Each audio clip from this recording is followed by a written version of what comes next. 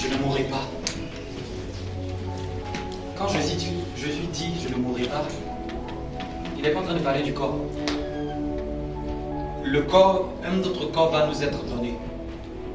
Pas ce corps que nous avons, mais notre corps. Ce corps-là, lui, c'est normal. Il va aller, il est déjà détruit. Amen. C'est la gloire de Dieu même qui le maintient avec nous pendant le temps que nous faisons notre travail sur la terre. Que nous marchions et nous prouvons le salut que nous avons reçu.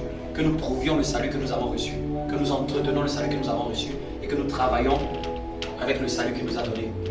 Mais après un certain âge, ce corps-là va retourner à la poussière. Mais ce que je suis, mon esprit, il ne peut pas mourir. Il ne peut pas. Tiens ton voisin, je ne mourrai pas. Je ne mourrai pas. C'est pour ça que quand il reviendra dans les airs, il dit les morts en Christ ressusciteront. C'est-à-dire, il va donner un nouveau corps et il va remettre l'esprit de ceux des saints qui sont partis avant. Il va les remettre dans un corps glorieux. Et ils vont revenir sur la terre. Cette fois-ci avec un nouveau ciel, une nouvelle terre. Pour continuer ce qui avait déjà commencé à Éden. Cultive-le et garde-le. Donc on ne vous trompe pas. Le ciel, ce n'est pas la demeure des hommes. Le ciel, c'est le quartier général de papa. La chambre de papa. Pendant que notre chambre qu'il nous a donnée est inondée, il nous donne un canot de sauvetage qui est Jésus. Il dit restez dedans. Sauvez le maximum que vous pouvez dans ce canot de sauvetage. Je reviendrai avec un autre bateau. Je vais vous prendre. Je vais vous emmener chez moi. Je vais vous laver. Je vais vous donner maintenant d'autres aptitudes que vous avez perdues. Et revenez dans votre demeure et continuez à travailler pour moi. Quel est ce papa? Même nous-mêmes, la nature nous enseigne. C'est quel enfant qui voudrait, c'est quel parent qui voudrait que son enfant même reste sur lui éternellement? Tout parent à un certain âge dit va te réaliser. Il a dit va te marier, va avoir des enfants, va peupler. L'enfant qui était tout petit là, finalement commence à avoir 4 enfants. Ces enfants commencent à avoir des enfants. Il travaille, il a des projets, il a des réalisations. Nous sommes êtres humains, regardez la pensée que nous avons. Quel papa voudrait que ses enfants restent avec lui?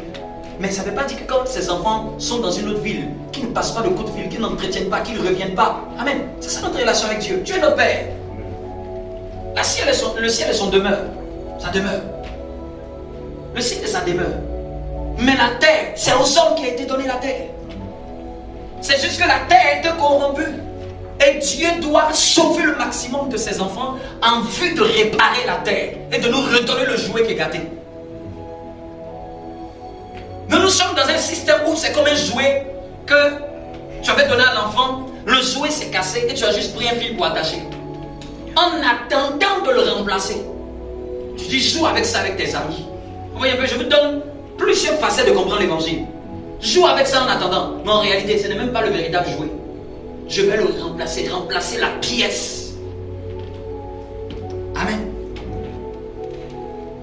Quelle joie d'être en Christ. Est-ce que je peux le dire? Quelle joie d'être en Christ. Quelle joie. Je ne mourrai pas. Je ne mourrai pas. Je vivrai. Je raconterai les œuvres de l'Éternel. Il y a un seul amen là. C'est peut-être quelqu'un qui est sensible. Amen. C'est pas ma parole, hein. C'est la parole de Dieu. C'est-à-dire, je ne mourrai pas. Je vivrai. Je raconterai les œuvres de l'Éternel. Je ne mourrai pas. Je ne sais pas pourquoi j'insiste. Hein?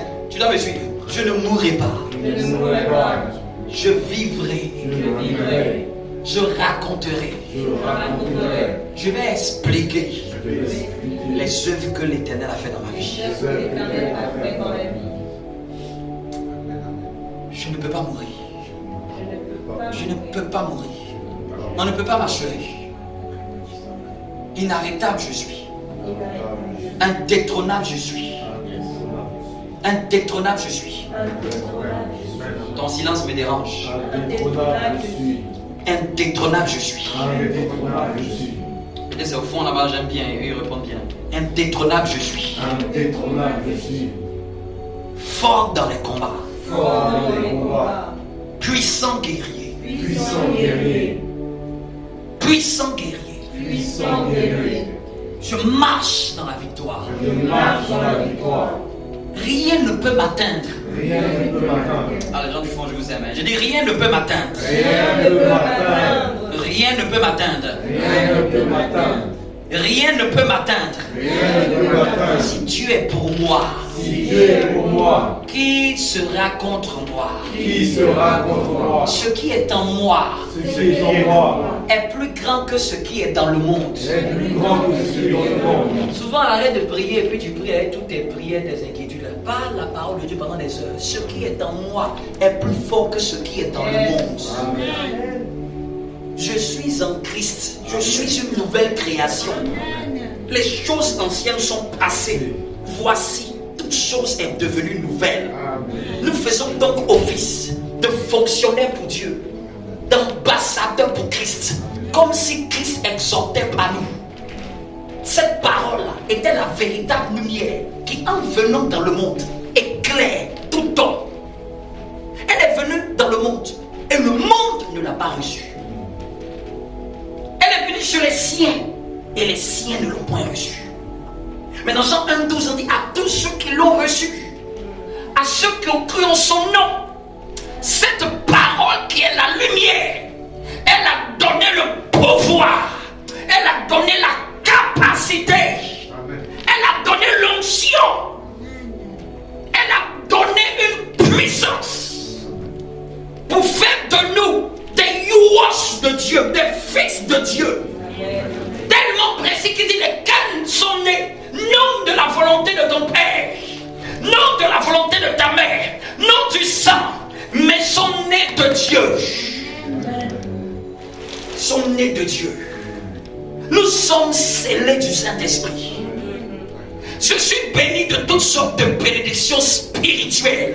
Amen. Dans les lieux célestes en Jésus-Christ. Amen. Il nous a ressuscités ensemble. Amen. Et il nous a fait asseoir ensemble. Amen. Ah, j'aime bien ton amen. Amen. Il nous a fait asseoir ensemble Amen. dans les lieux célestes. Amen. Il a mis toute domination sous mes pieds. Amen. Il a mis toute autorité sous mes pieds. Amen. Il a mis toute dignité sous mes pieds. Amen. Il a mis tout nom qui se peut nommer sous mes pieds. Amen. Non seulement dans le siècle à venir, Amen. mais non seulement dans le siècle présent. Amen. Quelles que soient les épidémies qui arrivent dans le futur, il m'a dit qu'ici ont un nom, elles sont sous mes pieds. Amen. Il m'a scellé du Saint-Esprit. Amen. Je suis marqué de l'huile et du vin. Amen. L'huile qui est son onction, le vin qui est son sang. Amen. On ne touchera pas ce qui est moi. Amen. Amen. Celui qui me bénit sera béni. Amen. Celui qui me maudit est maudit. Là où on me reçoit, la grâce de Dieu entre. Amen. Amen. Comment tu veux que je dois? Oui, comment je dois? Et quelqu'un peut être en train de parler comme ça, c'est la parole que Dieu est en train de parler. Il parle, tu as l'impression qu'il entend, c'est une prière que quelqu'un lui a donnée. C'est une prière que la Bible a écrite. Si tu ne pries pas beaucoup la parole de Dieu, il y a un bancalisme, si ça se dit, dans ta foi. Et tu pries tout ce que tes parents t'ont montré, tes amis t'ont montré, mais dans ta bouche, tu ne peux pas prier, puis au moins 10 versets qui sortent. 10 versets que tu es en train de prononcer. Je suis à son image. Je suis à sa ressemblance. Il m'a couronné de gloire et de magnificence. Il entoure le juste de sa grâce, comme d'un bouclier. Amen. Dis-moi bon amen. Amen. Il relève ma tête. Tu relèves ma tête. Amen. Tu es ma gloire. My glory. Amen. Tu m'as fait de peu inférieur à toi. Tu m'as fait de peu inférieur à toi. Tu me donnes la sécurité dans ma demeure. Tu conduis les pas du juste. 10 000 tombent à ma droite, 1000 à ma gauche. Je ne serai jamais atteint. Amen. Amen. Ni la condamnation aura raison de moi. Amen. Ni la flèche qui vole en prison aura raison de moi. Amen. Ni les épidémies auront raison de moi. Amen. Les morts prématurés n'auront pas raison de moi. Les empoisonnements n'auront pas raison de moi. La mort n'aura pas raison de moi. Les accidents n'auront pas raison de moi. Le manque n'est pas pour ma génération. La pauvreté n'est pas pour ma génération.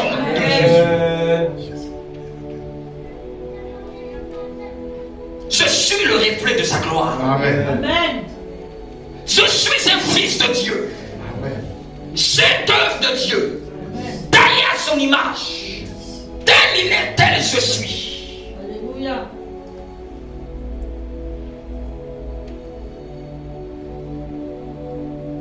Merci Seigneur. Souvent chez toi, en te montrant, souvent pour t'emmener à faire certaines choses, il faut que quelqu'un te montre un matériel didactique. Quelqu'un te montre comment faire. Ce que je suis en train de faire, je suis en train de te montrer comment chez toi il faut prier. Je suis en train de te montrer comment souvent il faut te tenir debout et parler. Tu parles au serpent, tu parles au scorpion. Tu dis, hey, vous êtes sous mes pieds. Tu dis, hey, Satan, tu ne peux pas m'atteindre. Il faut parler, il faut déclarer. Ton assurance vient de là. Laisse les inquiétudes là. Laisse le stress de la France. Laisse ce que les gens peuvent te dire. Et dis ce que Dieu t'a dit. Amen. On va prendre le psaume 119. Le psaume 119. On va continuer dans notre enseignement, dans notre éducation.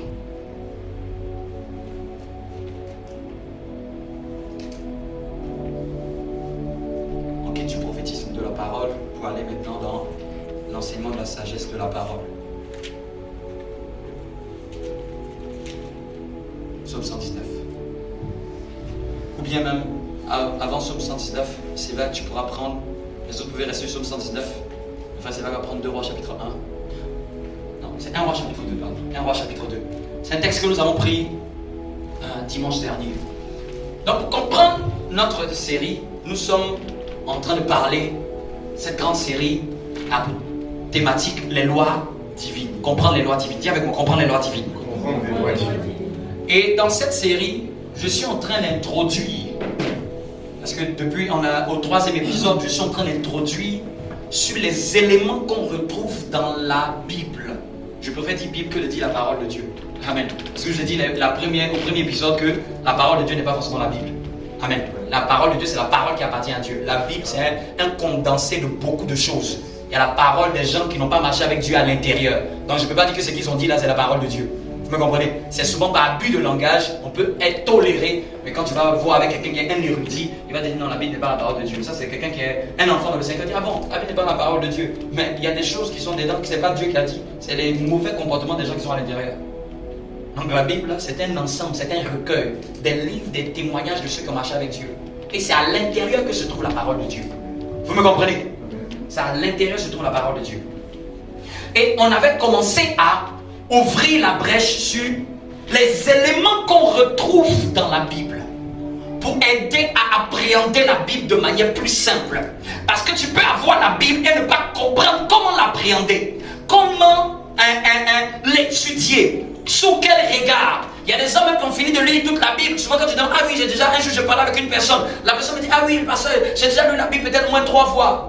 Je lui ai demandé est-ce que tu connais Dieu? J'ai déjà lu la Bible au moins 3 fois. Non, la personne veut me faire comprendre que c'est parce qu'elle a lu la Bible pendant 3 fois que ça veut dire qu'elle connaît Dieu. Tu peux avoir lu la Bible comme un roman, mais ça ne veut pas dire que tu connais Dieu. Ça ne veut pas dire que tu connais Dieu. Tu peux lire la biographie d'Emmanuel Macron, mais ça ne veut pas dire que tu le connais. Tu connais des choses, peut-être où il est né, là où il a grandi, les écoles qu'il a fait, mais ça ne veut pas dire que tu le connais. Tu as des informations qu'on appelle des informations générales. Ce sont des informations générales. Et beaucoup de chrétiens se contentent d'avoir des informations générales sur Dieu. Et ça veut dire que tu ne peux pas connaître quelqu'un en profondeur sur des informations générales. Quand on dit même à des conjoints, on va apprendre à se connaître, c'est au-delà des informations générales. Vous me comprenez? Il y a des informations qui sont des informations intimes. C'est ce qui démontre la profondeur d'une connaissance que tu as sur une personne. Quand tu dis que cette personne, je la connais, si je dis à ma femme, est-ce que vous la connaissez? Vous tous, vous dites que vous la connaissez, mais vous ne la connaissez pas comme moi je la connais. C'est-à-dire que j'ai accès à une intimité d'elle que personne n'a accès. Donc je la connais plus que vous. Amen. Amen. Et pareil, quelqu'un peut, tout le monde va te dire je connais Dieu, je connais Dieu. Mais il y a plusieurs niveaux d'intimité. Amen. Il y a l'intimité comme une connaissance générale, l'intimité de la foule, l'intimité de la connaissance populaire. Tout le monde a déjà vu dans l'histoire qu'il y avait une personne qui s'appelle Jésus-Christ par lequel on compte le temps en histoire. Même un incrédule sait qui est Jésus-Christ. C'est ce que j'appelle la connaissance générale. Et la deuxième forme de connaissance, c'est la connaissance d'un serviteur. Il y a beaucoup de gens qui servent Dieu, c'est-à-dire qu'ils sont impliqués dans la chose de Dieu, mais ce qu'ils ont, c'est la connaissance d'un serviteur. Ils n'ont pas la connaissance qui est la troisième, celle d'un époux, celle d'un intime. Amen. C'est le troisième niveau de connaissance, c'est le niveau de connaissance le plus élevé. Et c'est dans ce lieu-là, le lieu très saint, que se trouvait l'arche. Le lieu très saint ne se trouvait pas dans le lieu saint. Amen. L'arche ne se trouvait pas, dans le lieu saint. L'arche se trouvait dans le lieu très saint, dans la partie la plus intime du temple. Dieu était dans tout le temple, mais la partie de lui qui était la gloire se retrouvait dans la partie la plus cachée. Donc, je vis Dieu en fonction du niveau où j'ai comme connaissance de lui.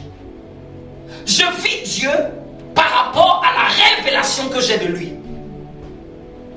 J'expérimente Dieu en fonction de ce que je connais de lui. Si ce que tu connais de Dieu n'augmente pas, la puissance et la manifestation de Dieu, les résultats de Dieu dans ta vie ne seront qu'au niveau de ta connaissance. Donc quand quelqu'un veut grandir spirituellement, il doit grandir en compréhension de Dieu. Il doit comprendre un peu plus sur lui. Parce que c'est la compréhension qui permet d'expérimenter les choses. La compréhension donne la foi. Et la foi donne de vivre des choses. Est-ce que quelqu'un me suit? Amen.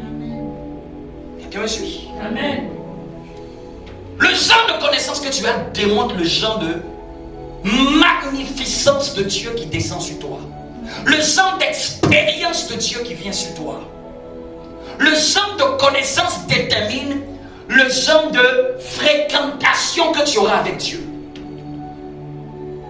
Vous me comprenez? Amen. La femme du président est proche du président, mais le genre d'intimité qu'elle a avec le président fait qu'elle bénéficie de certaines faveurs, fait qu'elle bénéficie de certaines opportunités. Donc quand quelqu'un veut des choses de Dieu, le but n'est pas simplement de prier, le but c'est de m'approcher de Dieu. Vous me comprenez? Quand je veux recevoir plus de Dieu, il faut que je sois plus près de lui. Plus près de lui je suis, plus près de lui ces choses viennent dans ma vie. Quelqu'un ne peut pas rester à l'Élysée devant le portail et il va dire j'aimerais président, donne-moi ton stylo ou donne-moi ton portefeuille. Mais la femme a accès à son portefeuille. Vous me comprenez? Les enfants ont accès à son bureau. L'enfant peut prendre le stylo, peut dire papa je veux faire juste un dessin. Mais quelqu'un qui est général, d'un homme public, il ne peut pas donner même son passeport. Mais la femme peut être en train de fouiller dans le placard. Et belle ta photo de ton passeport, chérie. Je viens de trouver 500 € dans ta poche. Je peux récupérer? Amen. L'intime a accès. Les intimes ont accès à des choses de Dieu. Les intimes sont privilégiés. Les intimes font l'exception. C'est les intimes ont payé le prix pour connaître Dieu. Les intimes ne se sont pas contentés de connaître en général. Les intimes ont dit, je veux avoir une relation avec toi. Les intimes sont ceux qui vivent pleinement les grâces de Dieu.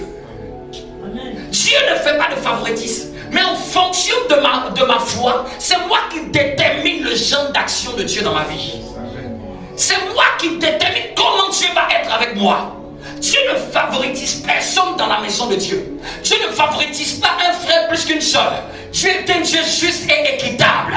Dieu n'aime pas quelqu'un d'autre plus que nous.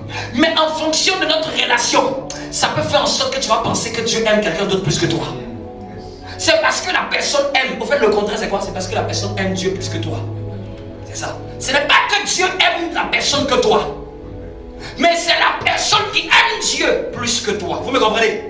Amen. Souvent quand on voit quelqu'un dire, hey, il est béni, hein? C'est parce que toi, Dieu t'a oublié. Non, non. Cette personne aime Dieu plus que toi. Donc quand tu vois quelqu'un qui aime Dieu plus que toi, il faut que ça te révolte. Ça dit, non, il faut que je cherche à aimer Dieu.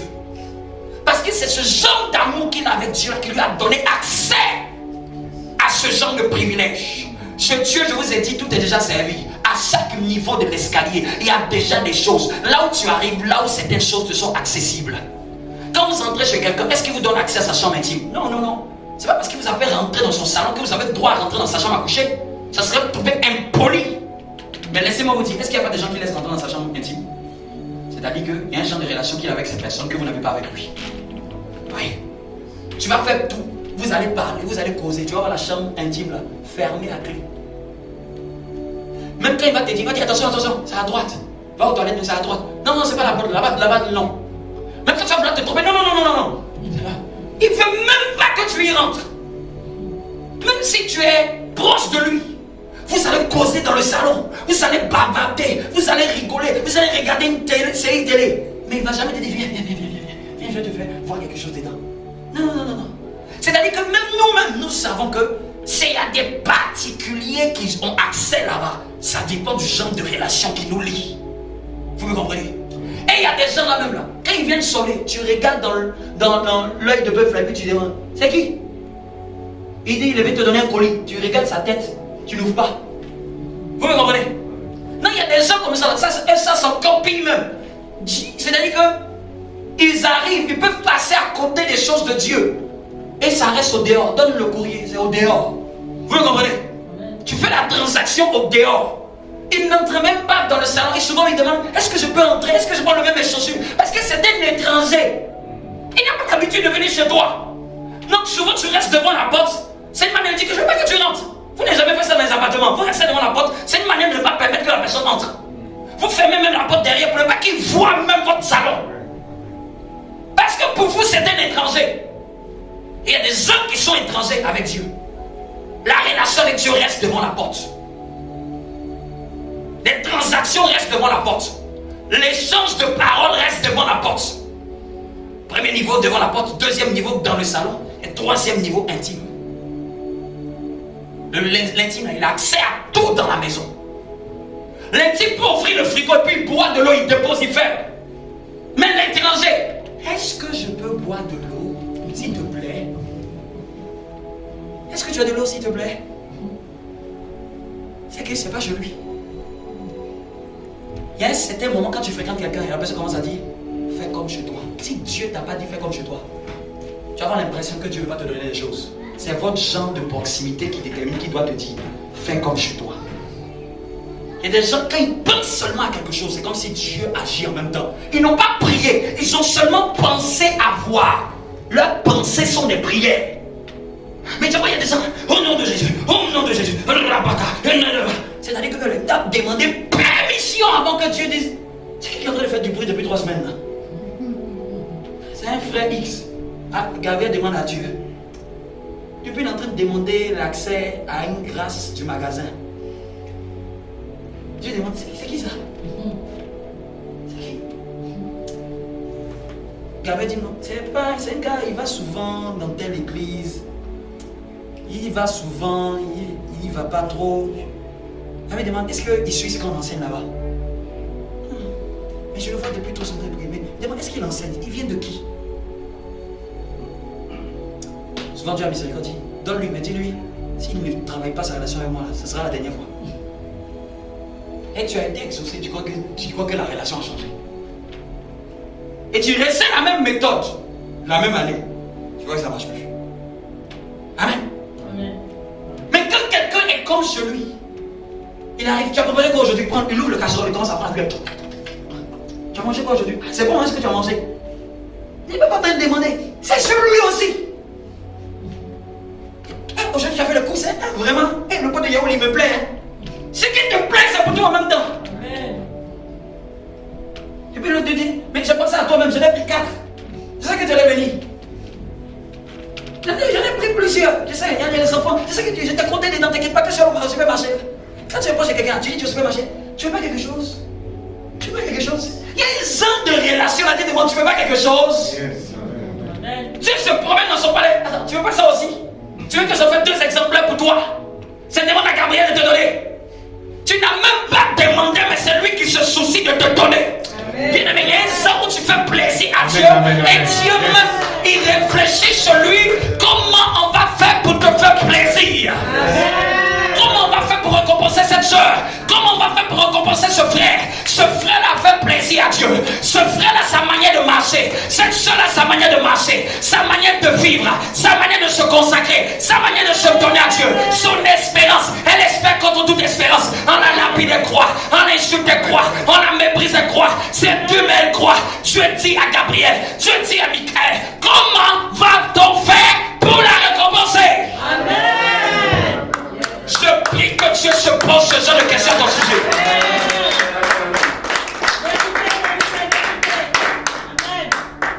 C'est arrivé dans la Bible, ce que je te dis là. La Bible dit qu'une nuit, le roi, au temps de Mardochée et Esther, le roi n'a pas dormi. Le roi ouvre le livre. Il dit au scribe, raconte-moi un peu les histoires. Et puis il lit une histoire, il arrive que c'est Mardochée qui avait intervenu. Et puis il demande, mais quand il a intervenu, on a fait quelque chose. Il a fait l'histoire, c'était passé.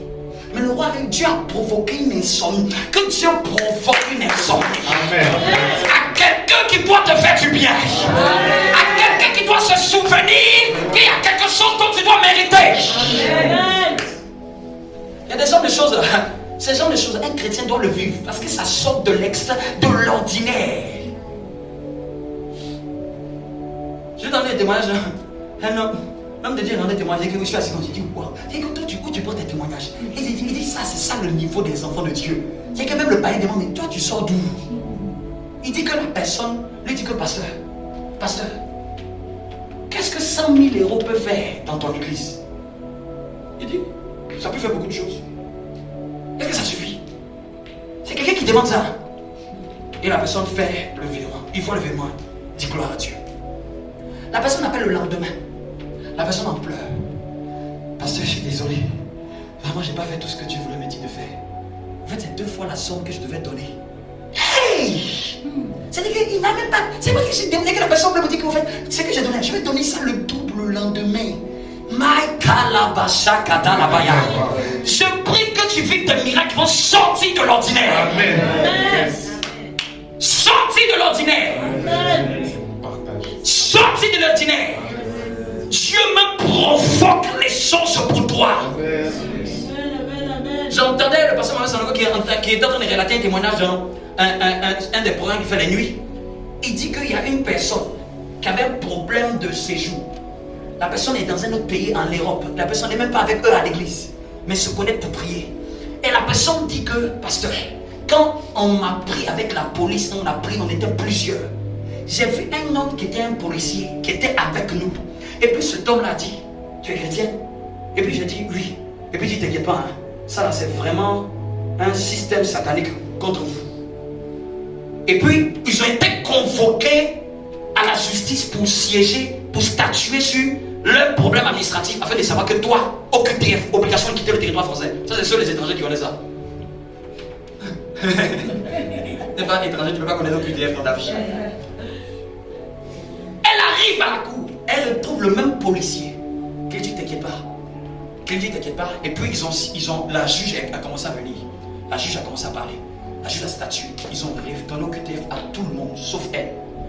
Et puis le policier lui dit, qu'est-ce que tu en penses de la juge? Comment tu l'as trouvée? Et puis, au moins elle va se rendre compte, elle voit que tous les gens de la police sont dit, mais pourquoi elle? C'est qui la juge aujourd'hui? C'est qui la juge? On ne la connaît pas parce qu'ils ont fini de donner le marteau, c'est fini. La juge est partie, mais les gens de l'administration se demandaient, mais c'est qui? On n'a jamais vu. C'est qui cette dame? Au fait, quand la personne disait que, tu sais c'est qui la juge, et puis il sourit, les deux ne venaient pas de la terre. Les deux ne venaient pas de la terre. C'est quelqu'un qui a fait un clin d'œil pour dire que tu as aimé la juge, non, n'est-ce pas? Je vous dis que c'est témoignage que quelqu'un a raconté ce qu'il a expérimenté. Le policier a disparu. Il n'existait plus parmi les policiers. La juge n'a jamais existé. Mais elle est venue spécialement du ciel. C'est-à-dire que pour seulement un problème de papier, le ciel a dépêché 2 anges dans la fête d'une personne. Il y a des genres de choses là, ça doit frapper l'étonnement. Il dit que je ferai des œuvres plus grandes afin que le monde soit dans l'étonnement. Notre Dieu est un Dieu qui frappe l'étonnement. Tes amis en train de demander, mais toi tu n'es pas au même niveau que nous. Toi on dirait que tu n'es pas d'ici. Toi Pourquoi? Parce que notre Dieu nous permet de défier les règles. Quand Pierre était en prison, l'église a prié. Quand un ange est entré, quand Pierre a suivi, les portes de prison s'ouvraient. Je ne sais pas avec quelle méthode il faisait pour ouvrir ça, mais la Bible nous dit que la présence de l'ange faisait que les portes de prison et les menottes de tout le monde tombent. Il y a un genre de visitation là. Tu fais l'exception. Yes. Amen. Pierre dormait. C'est-à-dire que c'est un être humain qui est venu le taper, mais c'est un ange. Lève-toi, suis-moi. Et Pierre sort de la prison, personne ne remarque. C'est-à-dire que l'ange là, il est rentré dans la dimension d'invisibilité de l'ange. Et il sort et personne ne sait que quelqu'un est sorti. Personne ne sait. C'est pas comme la prière de Paul et Silas où les murs de prison se sont éclatés, tout le monde a su. Hein? Quand Pierre est sorti de la prison, personne n'a remarqué. C'est le lendemain, on le trouve sur la place en train de prêcher. Comment il a fait pour sortir? Je prie que tu vives tes étonnements. Amen. Donc c'est dans ce sens-là qu'on a commencé à dire qu'il y a plein de choses dans la parole de Dieu sur lesquelles tu peux t'attarder et méditer. On a parlé premièrement des principes qui sont des lois. Amen. On a dit et on a parlé des 2 épisodes, je ne vais pas m'attarder dessus. On a parlé des principes. On a parlé des principes qui sont des lois et on avait dit qu'en hébreu c'est Torah. Les lois représentent des principes rigides qui ne bougent pas. Et quiconque les respecte, quiconque vit la grâce de Dieu par rapport à ces lois. Après, deuxièmement, on a parlé maintenant de ce que c'était les commandements. Dans la Bible, tu peux retrouver les commandements. Dis-moi les commandements. Et on a dit que les commandements sont des ordres impératifs. Amen. De sorte que quiconque le fait vit la gloire de Dieu. Quiconque ne le fait pas pêche contre Dieu. On avait donné plein d'exemples. Tu aimeras Dieu de tout ton cœur. Tu ne tueras pas. Ce sont des commandements. C'est quelque chose qu'on ne peut pas transgresser. Vous me comprenez? Les commandements, même dans l'Ancien Testament, se retrouvent même dans le Nouveau. Dans l'Ancien Testament, tu ne devais pas tuer. Dans le Nouveau Testament, tu ne tues pas. C'est les commandements qui ne varient pas. Mais les lois sont par rapport à une saison. Les lois qui peuvent être données aux Juifs peuvent ne pas être celles qui s'appliquent dans notre saison. Vous me comprenez? Ça fait que même il n'y a plus de confusion quand tu lis la Bible. Tu dis que ça c'est un commandement, ça c'est un principe. Il y a des lois qui étaient rattachées à la coutume et à la tradition juive. C'était pour leur temps, c'était pour leur époque. Vous me comprenez? Mais ce ne sont pas des obligations. Vous me comprenez? Ça fait que même quand tu lis souvent Lévitique, tu arrives et tu dis, ah, est-ce que tout ça on doit faire? Est-ce que tout ça on ne doit pas faire? Non, je t'arrive maintenant à te partager. C'est les commandements qui sont obligatoires. Certaines lois sont rattachées aux mœurs. Certaines lois dans Lévitique sont rattachées aux mœurs juives, sont rattachées aux coutumes juives. Et les lois que Dieu demande de pratiquer souvent, ce sont des lois morales. Ce sont des lois de bonne moralité qu'en réalité, au fait, on pratique tous. Vous me comprenez? Et après, on avait commencé à lire 1 Roi chapitre 2, plutôt. Je lis la parole Dans la du version, Seigneur. oui, on lit la version King James. Amen. Or, les jours de David s'approchant, Or, les jours de David s'approchant, qu'il devait mourir. qui devait mourir. Et il chargea Salomon, son fils, disant, je m'en vais vers le chemin de toute la terre. je m'en vais vers le chemin de toute la terre. Sois donc fort Et montre-toi un homme. Et garde la charge du Seigneur ton Dieu, Garde la charge du Seigneur ton Dieu, ça c'est le verset 3. en marchant dans ses chemins. Amen. On va s'arrêter là. On a dit, on s'attardait sur ce premier mot. Dans certaines versions, c'est voie. Amen. Voie ou chemin. Amen.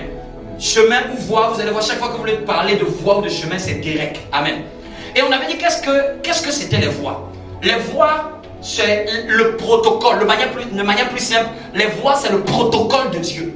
Et j'avais donné un exemple dans le Nouveau Testament. La prière, on sait que c'est un principe spirituel. Mais Dieu a donné un protocole pour faire la prière. Vous me comprenez? Quand tu veux prier, entre dans ta chambre. C'est ça le chemin. C'est ça la voie. Vous me comprenez? C'est ça Derek. Derek, c'est quoi? C'est la voie qu'il faut suivre. Le protocole pour pouvoir faire quelque chose. Chaque fois que tu veux te poser la question de connaître Derek ou les voies, tu dois te poser la question comment? Comment fait-on ça? Il dit dans Isaïe chapitre 58, voici le vrai jeûne que j'agrée. Ce qu'il a listé dedans, ce sont ses voies. C'est la manière dont lui, il aimerait que la chose se fasse. Tu ne peux pas dire que non, j'ai envie de faire quelque chose, j'ai envie de jeûner. Pour servir de prier. Si tu ne respectes pas que ça commence d'abord par mettre Dieu en l'honneur, tu rates le protocole de la prière. Tu as prié, mais Dieu ne va pas t'exaucer parce que la prière commence d'abord par notre Père. C'est Dieu qui est d'abord dans le protocole en premier. C'est lui, son nom doit être sanctifié. C'est lui que sa volonté doit être demandée avant que je demande moi-même mon pain.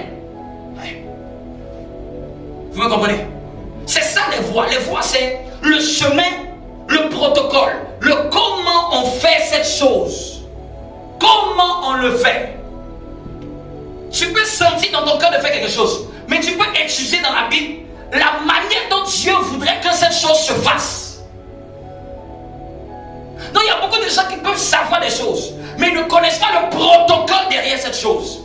Ils ne connaissent pas la voie, ils ne connaissent pas le direct derrière ça. Et les voies sont cachées dans la Bible. Il faut prendre le temps de les méditer. Et en fonction de ce que tu cherches, donc tu peux être en train d'ouvrir la Bible et tu peux chercher les voies de Dieu. Tu peux chercher les directs de Dieu par rapport à telle ou telle chose. Comment cela doit se faire? Vous me comprenez? Est-ce que ça va? Amen. Comment cela doit se faire? Dis avec moi direct. Direct. Les voies, le chemin. Vous me comprenez? Amen. Amen. Comment Dieu voudrait que ça se fasse? Comment on fait pour pouvoir bénéficier de ça? En fait, il y a une manière chez Dieu. Tu peux être en train de prier, et maintenant, comme tu as la révélation, Seigneur, montre-moi la voie. Montre-moi la voie. Pour moi, là, c'est quoi la voie? Parce que pour un autre, c'est pas la même voie. C'est pour ça que ne sont pas les chrétiens qui copiaient les voies des autres. Un homme de Dieu disait que non, lui, il a été béni parce qu'il a senti dans son cœur de voyager, d'aller prêcher l'évangile.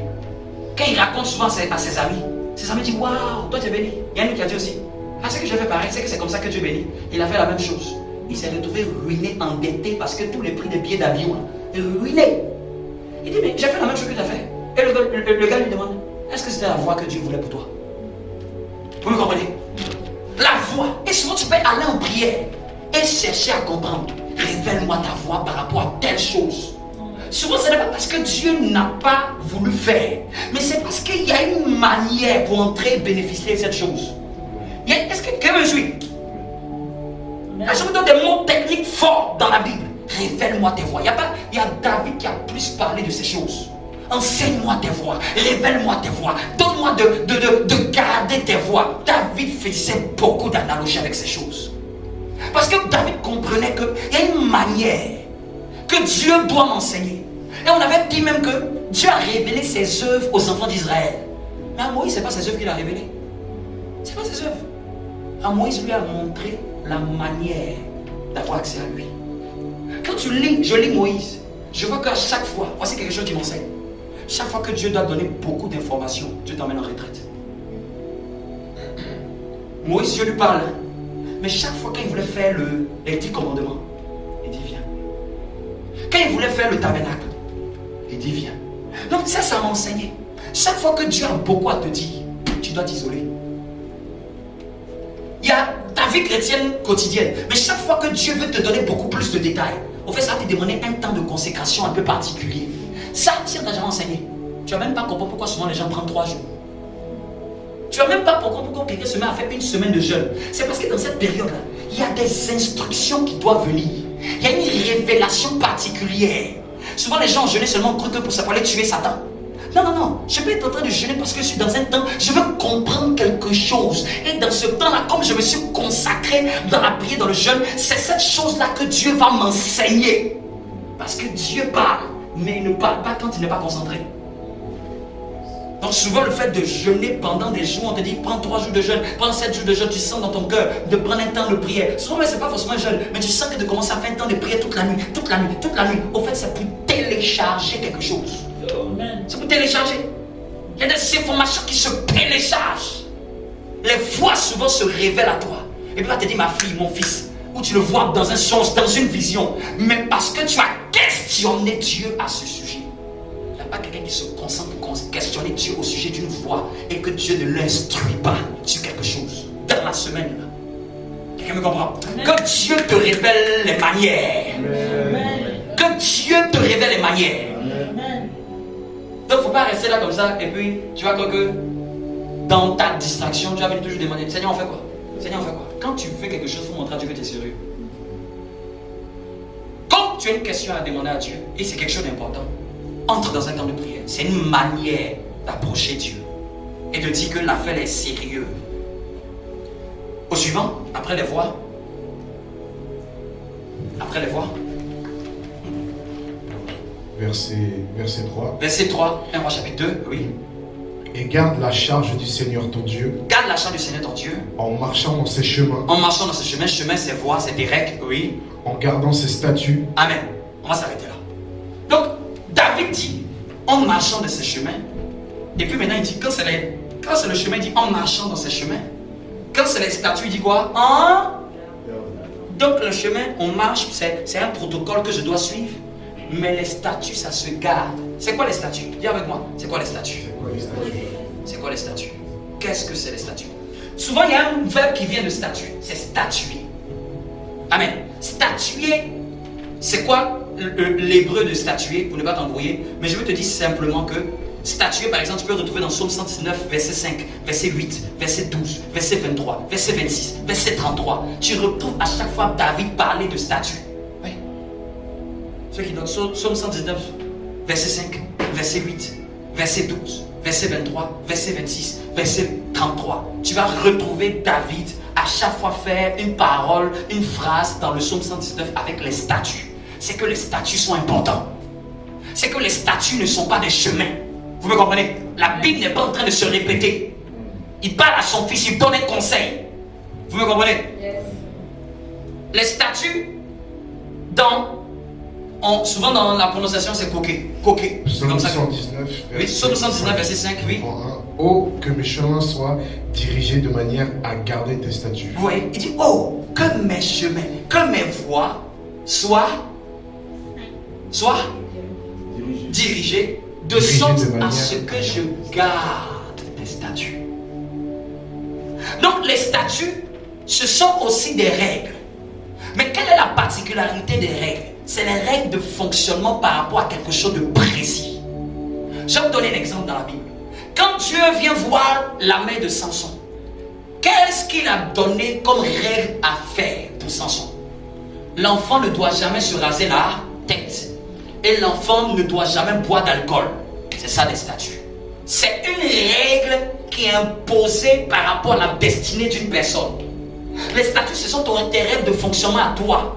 Il y a des choses que Dieu peut tolérer chez quelqu'un, mais chez un autre, il dit que ça, tu ne feras jamais. Souvent, c'est les statuts qui font que certaines femmes ont dit que non, moi, Dieu m'a convaincu de ne pas mettre de bijoux. Ce sont ces statuts à elle. C'est les règles que Dieu lui a imposées. Et la plupart du temps, les gens, les statuts veulent les imposer aux autres. Quand ils reçoivent ça dans leur réma, comme il n'a pas été enseigné, il dit que c'est que c'est Dieu m'a dit, donc c'est que Dieu m'a dit là, c'est que tout le monde doit faire. C'est pour toi, c'est pas pour eux. Souvent les gens quand ils reçoivent des révélations, ils pensent que c'est pour tout le monde. Il faut savoir faire la part des choses. Si c'était pour tout le monde, ça aurait été dans la Bible comme un commandement impératif. Vous comprenez? Mais quand tu trouves quelqu'un qui n'est pas des nations saintes, tu dis viens, je vais t'enseigner. Le commandement c'est pour tout le monde. C'est clair dans la Bible, il n'y a pas d'ambiguïté. Les statuts, c'est propre et typique à une personne ou à une congrégation. Il y a des congrégations où les femmes se mettent des voiles, n'est-ce pas? C'est leur statut à eux. C'est leur confession de foi. C'est ce qu'ils croient. Vous me comprenez? Les statuts sont des règles qui sont délimitées dans un temps, dans une saison. Souvent même Dieu peut te dire que pendant toute la saison, voici ce que tu ne vas pas faire. Et puis après cette saison-là, il te dit maintenant tu peux le faire. Les statuts sont tels où on donne une règle de fonctionnement à quelqu'un. Donc le débat qu'on est en train de faire que sur Paul. Paul dit que je ne peux pas manger. C'est quoi? Maintenant, comme je t'ai enseigné, c'est un commandement? C'est un commandement? Non. C'est une loi? Non. C'est quoi? Un statut. Paul, son église, il a statué. Donc, que les gens ne viennent pas vous embrouiller maintenant dans la Bible. Tu ne peux pas prendre un statut pour faire une doctrine.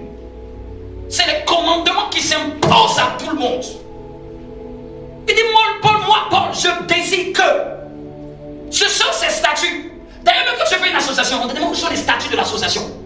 Ce sont les règles de fonctionnement de l'association. Ce sont les décisions à prendre ou les manières dont il faut se tenir quand il y aura ceci.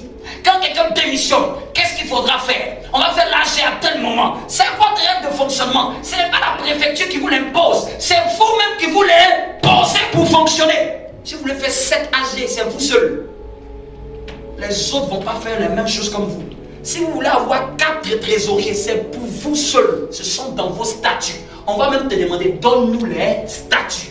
On donne-nous tes règles de fonctionnement à toi.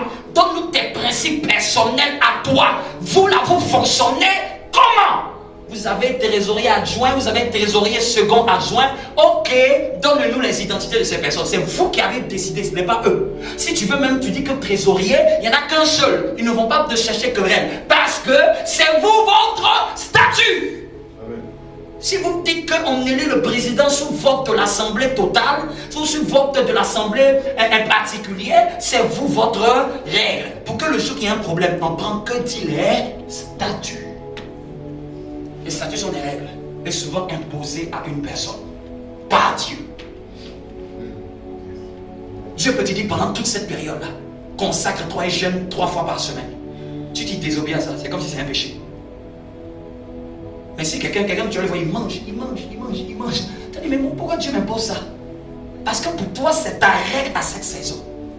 Et un homme de Dieu, Dieu lui a dit, tu fais tout, mais tu ne vas jamais en Europe. Ce sont ses statuts à lui. Il y en a d'autres même qui ne mangent pas certaines viandes d'animaux. Ce sont ses règles à lui, que Dieu lui a imposées. Il te dit que même quand ça emmène devant Dieu, il dit, je t'ai dit que tu ne manges pas ça.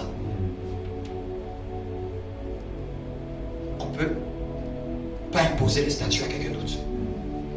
Les statuts sont dans le fonctionnement de l'organisation, du groupe ou de la personne. Les statuts, si tu veux, ce sont des particularités que Dieu a révélées, typiques à une personne ou à un groupe de personnes. Vous me comprenez? Merci encore de bien voir. Vous connaissez par exemple l'histoire du jeune prophète et du vieux prophète. Il avait un statut, le jeune prophète, c'était quoi?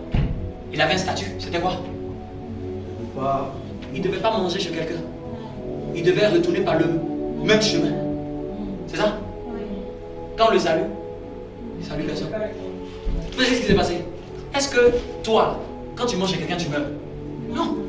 Est-ce que toi, quand tu finis d'aller au travail, quand tu rentres là, tu ne salues pas les gens? Quelqu'un, tu ne peux pas faire un détour.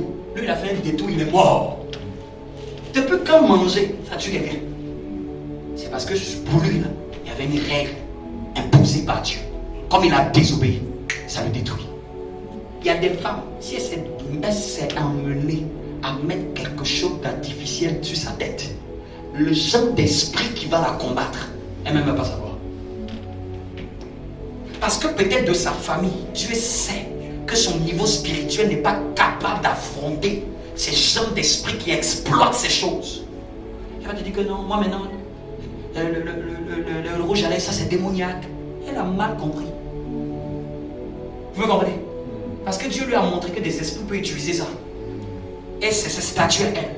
Ah, j'ai porté une boucle, une gourmette. Dieu dit non, plus de gourmette en or. Et puis si tu es femme, tu avais été enseigné. Toi aussi tu vas rentrer dans la mouvance croyant que non, c'est ce que Dieu n'en a rien à cirer de gourmette. Amen.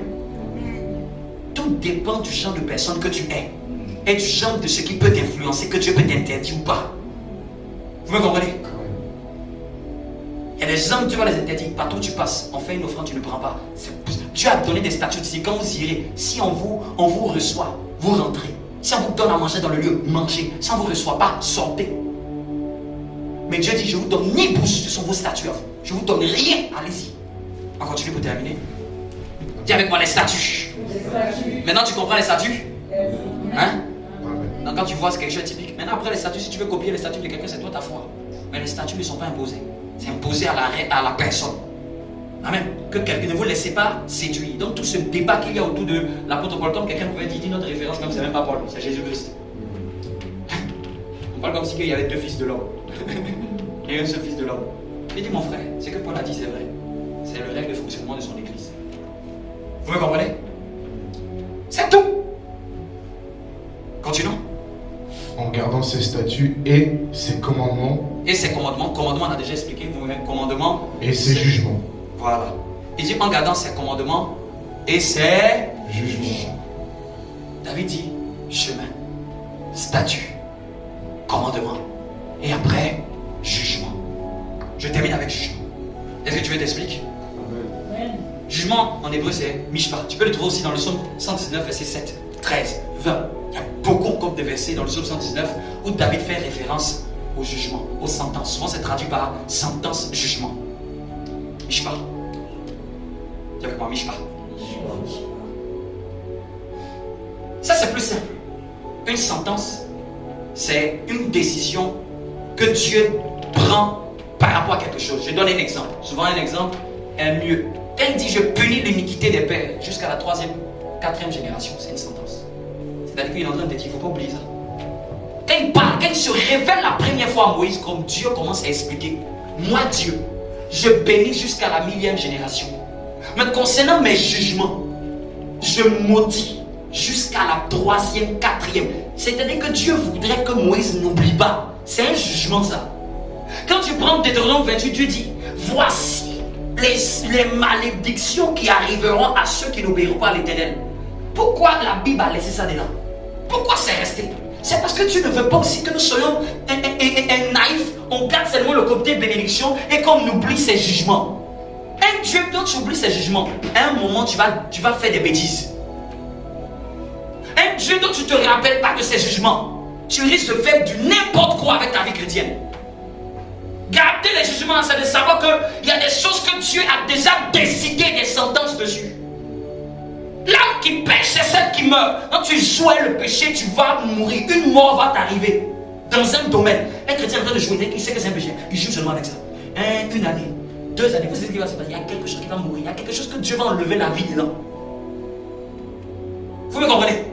Les jugements, ce sont des décrets de sentence que la Bible n'a pas caché au sujet de ce que Dieu dit. Dans la Bible, Dieu n'a pas laissé seulement le bon côté. Je te bénirai, je t'élèverai. Il dit encore, je maudirai celui qui te maudira. C'est une sentence. Donc tu dois croiser tes amis, tu leur dis, vous jouez, il y a des sentences, hein? Tu me maudis par Dieu. C'est ça les sentences et les jugements de Dieu. Ils sont aussi là pour que notre cœur ne puisse pas aller à la dérive. Quand tu n'es pas conscient que ta mère va te taper, c'est là que tu es en train de faire n'importe quoi. Tu sautes dans le fauteuil, tu sautes dans la chaise. Mais il y a un genre de regard. Quand tes parents commencent à te faire, tu sais qu'il y a une sentence qui va arriver. Il y a un genre de regard. Quand je regarde ma fille, je ne parle pas. Elle va commencer à couler les larmes. Est-ce qu'il y a un genre de sentence qui veut venir par le regard? Et l'éducation d'une personne, c'est aussi par les bons moments, mais par aussi les corrections. Arrête de faire ça, sinon, il faut que je te dise ce qui va t'arriver. Sinon, tu vas tomber. Sinon, je vais m'énerver. Sinon, je vais te fesser. Sinon, je vais te corriger. Sinon, tu seras puni. Pourquoi nous disons ces sentences? C'est pour que la personne qui entend ne tombe pas dans la folie. De croire que parce que je souris avec elle, parce que je mange avec elle, parce que je la prends dans mes bras, que je ne peux pas la corriger. Dieu nous aime, mais Dieu a des sentences. Dieu est notre meilleur ami, mais Dieu a des sentences. D'ailleurs, David, l'homme selon le cœur de Dieu. Tu peux te donner des mots, s'il te plaît? L'homme selon le cœur de Dieu. L'homme qui a fait la majeure partie des psaumes. Quand David a commis l'adultère avec Bathsheba, vous savez ce que le prophète Nathan est venu raconter une histoire. Il a fait toute une métaphore sur une histoire. Et puis David a dit quoi? On va le tuer celui-là. Dieu dit, ah, c'est comme ça que tu vas subir aussi. Vous savez ce qui s'est passé? David a perdu son trône. Absalom a pris le trône. Absalom a couché avec ses concubines. David a été exilé pendant des années. Et à la fin, son meilleur fils est mort. Son meilleur fils a tué Amnon. C'est-à-dire que depuis l'adultère de Bathsheba, Amnon a été tué par Absalom. Absalom a été rebelle vis-à-vis de son fils. Absalom est mort. David était humilié comme un chien. Et David est revenu sur le trône. Une sentence est tombée sur lui. L'ami de Dieu, Dieu l'a sanctionné. Quand David a fait le dénombrement, l'an était en train d'arriver. Regardez ce que Dieu propose à David. Soit c'est sur le peuple, ou soit c'est sur toi. C'était aucun des deux. Il dit, soit si tu veux, je te livre à tes ennemis. Ou soit je te frappe d'ulcère. Ou soit je mets la faute sur toi et tout le peuple. Les trois là, c'était des jugements. C'était même pas un cadeau. Tu choisis un trois jugements. Tu as fait quelque chose qu'il ne faut pas faire. Soit tu mets ça sur tout le monde. Ou comme tu ne veux pas que ce soit le peuple qui mérite ça, parce que David était juste. Ce n'est pas le peuple qui l'a fait. Il dit, si tu veux, je te livre à tes ennemis. Tu sais, c'est quoi te livrer à tes ennemis? David dit, non, Seigneur, donne-moi le ciel là, pardon. Faut s'imaginer. Est-ce que David c'était un petit dans la Bible? Mais Dieu souvent tranchait des choses, des sentences. Et c'est pour ça que David est le plus qui a dit. Et c'est pour ça qu'il parle à son fils. Salomon, pardon Salomon. Il ne faut pas oublier les sentences de Dieu. Je ne sais pas quoi je suis passé. Quand Dieu t'a dit qu'il n'aime pas ça, il ne faut pas faire. Quand Dieu t'a prévenu que si ça tu le fais, tu vas voir, tu vas perdre la grâce, tu vas perdre cette onction. C'est que tu vas vraiment le perdre. Il y a des péchés, quand tu le fais, tu perds des grâces. Oui. Dieu va t'aimer, mais tu as perdu. Dieu va, quand tu vas prier là, il va te dire, je t'exauce ma fille, mais la chose qu'il t'avait donnée là est perdue. Ça peut te reprendre 5 ans pour retrouver la même chose. Ou même plus, même jamais dans ta vie. Si c'était comme ça, tout le monde va abuser de la grâce de Dieu. Imagine quelqu'un qui est fidèle, quelqu'un qui ne change pas. Tous les jours, tu le piques un peu. Tu sais quoi, cette personne n'a pas trop confiance en toi. Il va t'aimer, mais concernant miser sur toi, là c'est défier. Que Dieu bénisse sa parole. Amen. Que tu n'oublies pas ses statuts. Amen. Que tu n'oublies pas ses commandements. Que tu n'oublies pas ses lois. Que tu n'oublies pas ses voies. Que tu marches dans ses voies. Que tu gardes ses commandements. Que tu gardes ses commandements. Amen. Que tu gardes les statuts, les choses qui sont liées à toi. Que tu n'oublies pas les enseignements du Seigneur que tu as reçus. Amen. Que tu n'oublies pas ses sentences, ses jugements. Que tu ne les oublies pas. Garde-les près de ton cœur. Gardons ces choses près de notre cœur. Il dit, je médite ta loi. C'est pour ça que ce chant toujours vient. Et ta loi dans mon cœur. Pour ne pas que je l'oublie. Pour ne pas que je sois fou. Pour ne pas que je tombe dans l'hérésie. Je ne veux pas oublier ta loi. Je ne veux pas oublier ce que tu as dit dans ta parole au sujet des choses qu'il faut respecter. Être chrétien, c'est ne pas oublier certains commandements de Dieu. Ce n'est pas marcher comme si on n'a pas de limite de vitesse. Je roule à 200 parce que il y a des limites que Dieu m'a imposées. Il y a un chemin, il veut que je conduise. Il ne veut pas que je prenne l'autre voie. S'il a dit, même quand tu es nouveau chauffeur, on te dit c'est à droite, tu ne prends pas à gauche. C'est tes voies à toi. On te dit, il y a une limite, tu ne vas pas plus de 110. Si c'est 110, tu vas à 100. Ce sont tes statuts à toi à cause de ton niveau. On sait ce qui peut arriver. On te dit que si tu as dépassé de 20 km, voici l'amende, c'est 45 €. On écrit ça dans les sentences pour ne pas que tu oublies. Pour que le jour que tu es excité, joyeux, tu penses qu'il n'y a pas de radar. Tu vas connaître ta douleur. Chez toi à la maison. Tu vois le feu rouge, on te dit, le feu rouge c'est 4 points. Tu joues le fou, tu vas voir, on va te retirer ça. Même l'administration retire les permis. Et on écrit, on a déjà tout prévenu tout le monde. Ne conduis pas avec un état d'ivresse. Pas de stupéfiants. Quand c'est feu rouge, quand c'est orange, il faut commencer à ralentir. Les gens connaissent, mais les gens souvent oublient. Les gens oublient. S'il te plaît, n'oublie pas. Amen. Que c'est ça que tu enseignes à tes enfants, mon enfant. Il ne faut pas oublier. On ne fait pas ça avec Dieu. On ne méprise pas Dieu. On honore Dieu. Tu veux honorer Dieu, il faut l'honorer bien. David a dit, je ne vais pas honorer Dieu avec quelque chose qui ne m'a pas coûté. Dieu aime qu'on honore avec quelque chose qui est de la valeur. Mon enfant, l'Éternel t'aime, mais s'il te plaît, marche dans ses voies. S'il te plaît, tu peux t'entendre prier. Marche dans ses voies. Fais ce qu'il te dit. Ne sois pas Dieu à l'oreille. Ne sois pas résistant. Résistant, c'est qu'il attend de toi. Sinon, il donnera ça à quelqu'un d'autre. N'oublie pas ses sentences.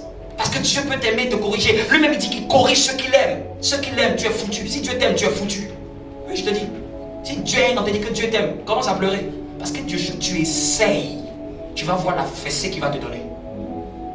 Et quand Dieu te laisse, c'est-à-dire que la pitié de toi, il te dit, il ne te touche pas. Parce que s'il te touche, tu vas mourir.